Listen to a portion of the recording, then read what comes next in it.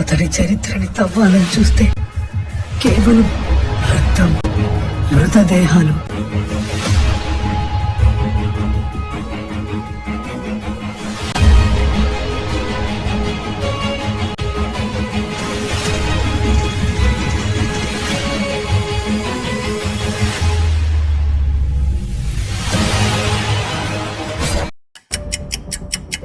तो भाई लोग, सलार का टीजर तो आप लोगों ने देख ही लिए होंगे और इस सीन में जब प्रभास को दिखाया जा रहा होता है तो बैकग्राउंड में डायनासोर्स की आवाजें आ रही होती है, जो ये शो करता है कि ही इज ए डायनासोर, जिसके बारे में ये चचा खुद ही बोलते हैं। ये सीन में हम देखते हैं कि यहाँ LMX लिखा हुआ है। अब हो सकता है कि ये गोल्ड का नहीं बल्कि लिथियम का माइंस है। सलार का जो टाइटल है और इसका जो कलर है ये लिथियम के कोल की तरह ही मैच करते हैं। और इसका जो ग्रे कलर है ना भाई, इसका और एक मीनिंग है जो मैं आगे आपको बताने वाला हूँ, इसलिए वीडियो को एंड तक जरूर देखना। बहुत ही ज्यादा सस्पेंस भरा पड़ा है इस वीडियो में। अगर हम देखें तो सलार का जो टीजर है वो 5:12 पे आया था, और अगर आप अल्फाबेटिकली देखोगे तो A यानी कि 1, B यानी कि 2 और C यानी कि 3, सो E यानी कि 5 और L यानी कि 12 यानी कि एल डोराडो। तो हो सकता है कि जो सलार की स्टोरी है वो सीधे एल डोराडो से कनेक्टेड हो। और हाँ गाइस, जब रॉकी भाई समंदर में डुबकी लगाने जा रहे थे, यहाँ 5:कुछ हुआ था और सलार का जो टीजर है वो भी 5:कुछ में ही आया था। गाइस, क्या आपको पता है कि इस सीन में प्रभास का जो गन है उसका नाम क्या है? और ये दोनों सीन में आपने कुछ नोटिस किया? कोई नहीं, मैं ये डिटेल्स को भी आगे एक्सप्लेन करने वाला हूँ, इसलिए एंड तक जरूर देखना। गाइज, यहाँ पर हमें एक सीन दिखाया जाता है, शायद तक ये सीन साउथ अफ्रीका का हो। अगर आपने पठान देखी होगी तो वहाँ पर एक चोर बाजार की तरह बहुत सारे वेपन्स बिक रही थी। हो सकता है कि सलार में भी पठान की तरह एक चोर बाजार हो जहाँ पर ये चच्चा वेपन खरीदने जाते हैं और उनको भी ऑर्डर शायद सलार ने ही दिया हो, और शायद तक ये चच्चा सलार के बारे में कुछ बता रहे हैं, क्योंकि KGF में ये चच्चा रॉकी के बारे में बता रहे होते हैं। And this is what another connection to KGF, क्योंकि सलार के डायरेक्टर हैं प्रशांत ने, जो KGF 1 और 2 को भी डायरेक्ट किए हैं। यहाँ पर ये जो कार था, यहाँ पर अगर आप ध्यान से नोटिस करोगे तो यहाँ पर 2 बुलेट के स्पॉट मिल जाएंगे। मुझे लगता है कुछ लोगों ने चच्चा के ऊपर फायर किए होंगे। और ये जो कार है ये एक ओल्ड फैशन मॉडल है। मुझे लगता है KGF की तरह सलार का भी जो टाइमलाइन है वो 70s और 80s का ही है। और इससे ये भी हो सकता है कि सलार में हमें रॉकी भाई का कैमियो देखने को मिले। Well, let's see, let's hope. और सलार में हमें ये एक सीन दिखाया जाता है जो KGF के पोस्ट क्रेडिट सीन में भी दिखाया गया है। अब इसके पीछे 2 थ्योरी हो सकता है। KGF 2 का जो सेट था वहां पर ही सलार को शूट किया गया होगा, या फिर KGF और सलार में बहुत ही बड़ा कनेक्शन देखने को मिलेगा। उसके बाद ये सीन आता है और यहाँ पर LMX लिखा हुआ होता है। अगर आप LMX के मीनिंग गूगल पे सर्च करोगे तो उसका मीनिंग निकलेगा लीडर मेंबर एक्सचेंज, यानी कि 2 लीडर के बीच में एक्सचेंज होना, यानी कि सलार और KGF का कुछ ना कुछ तो बड़ा कनेक्शन है। यहाँ पर हमें एक सीन दिखाया जाता है और यहाँ पर 2 गुंडे होते हैं और इनके हाथ में जो वेपन होता है वो हमें KGF का चैप्टर 2 का जो सीन है, फाइटिंग सीन है, वहां पर भी हमें ये वेपन दिखाया जाता है। इसका मतलब ये तो है कि सलार और KGF में कुछ ना कुछ तो कनेक्शन ऐसा है जो कि पब्लिक को सस्पेंस में रखाया जा रहा है। लेकिन गाइज, नोटिस करने वाली बात ये है कि ये जो वेपन्स हैं सिर्फ अधीरा के लोगों के पास ही होता है, यानी शायद तक कुछ ऐसा हो सकता है कि अधीरा अभी भी जिंदा हो, या फिर ये जो है पृथ्वीराज, शायद तक ये उनके गुंडे थे,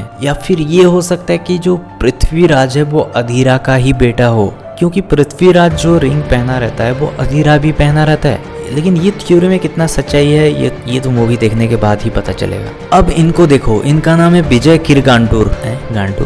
वो KGF चैप्टर 2 के प्रोड्यूसर थे और इनका नाम है उज्जवल कुलकर्णी और ये KGF 2 के एडिटर हैं। मैं चाहता हूँ कि आप इन दोनों का नाम याद रखो, क्योंकि वीडियो के एंड में आपको एक खतरनाक सा एक डिटेल्स आपको पता चलेगा।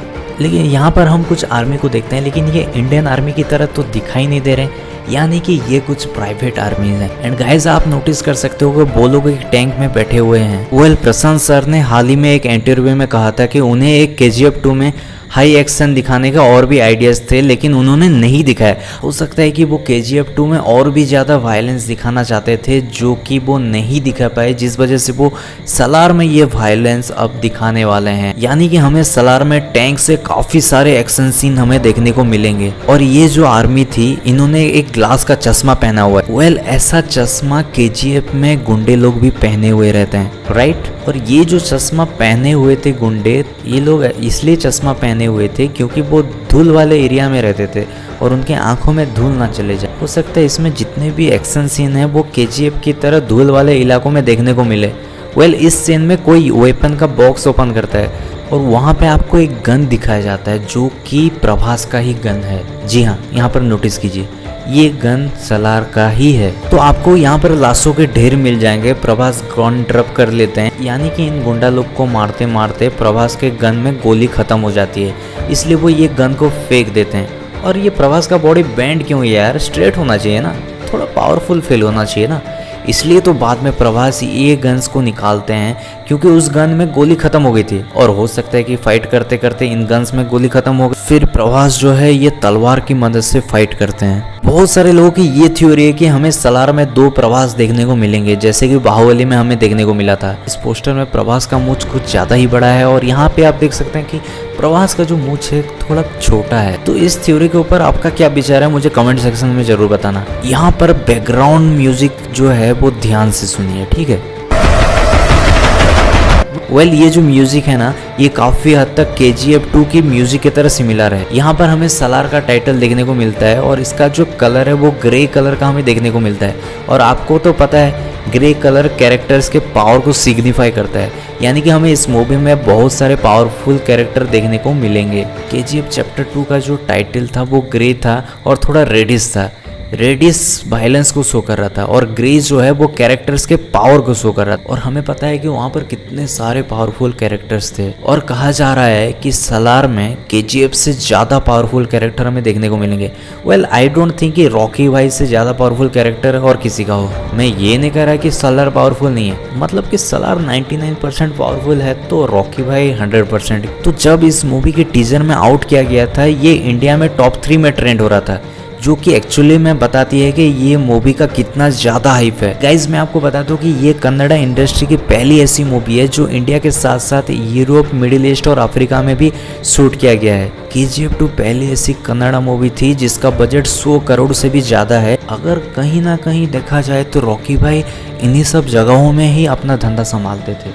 मतलब कुछ ना कुछ तो रिलेशन यहाँ पर बन ही रहा है। यहाँ पर चचा एक डायलॉग मारते हैं कि लायन, टाइगर, चीता, हाथी और पावरफुल हैं but not in Jurassic park, क्योंकि वहाँ पर डायनासोर है। मतलब कि ये जो लायन और हाथी हैं ये KGF 2 के मेन विलन्स थे। हाथी तो आपको पता ही है, हाथी है गरुड़ा, क्योंकि एंड्रयूस ने यहाँ पर खुद कहा था कि एक हाथी को मारना है। और लायन जो है वो अधीरा है क्योंकि वो लायन का एक रिंग भी पहना हुआ रहता है। और बाद में है टाइगर और चीता, मतलब कि इन सबसे पावरफुल है सलार जो कि है डायनासोर। और इसका जो कलर ग्रेडिंग है वो बहुत ही ज़्यादा डार्क है, जो कि कहीं ना कहीं आगे जो आने वाला है NTR 31 उससे कहीं ना कहीं रिलेटेड है।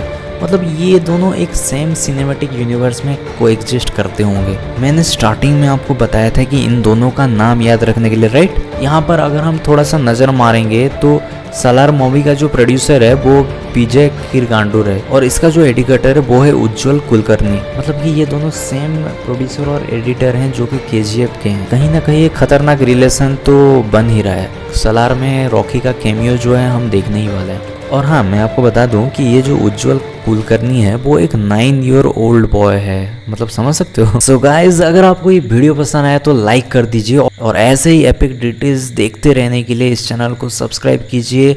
और हाँ, मिलते हैं जल्द ही और एक नया ऐसे इंटरेस्टिंग वीडियो के साथ। टाटा, बाय बाय एंड जय हिंद।